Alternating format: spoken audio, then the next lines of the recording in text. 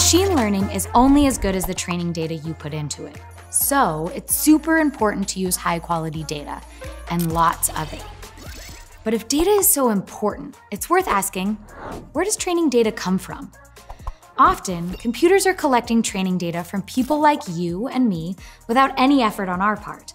A video streaming service might keep track of what you watch, then it can recognize patterns in that data to recommend what you might want to watch next. Other times, you're directly asked to help, like when a website asks you to spot street signs and photos. You're providing training data to help a machine learn to see, and maybe even one day drive.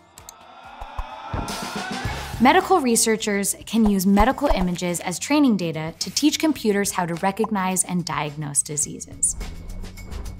Machine learning needs hundreds and thousands of images and training direction from a doctor who knows what to look for before it can correctly identify disease.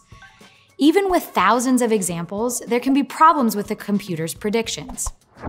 If X-ray data is only collected from men, then the computer's predictions may only work for men. It may not recognize diseases when asked to diagnose the X-ray of a woman. This blind spot in the training data creates something called bias.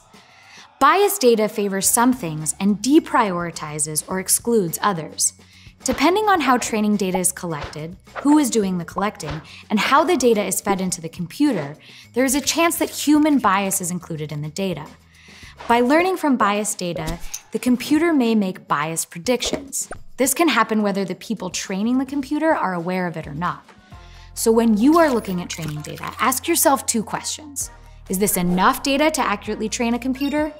And does this data represent all possible scenarios and users without bias?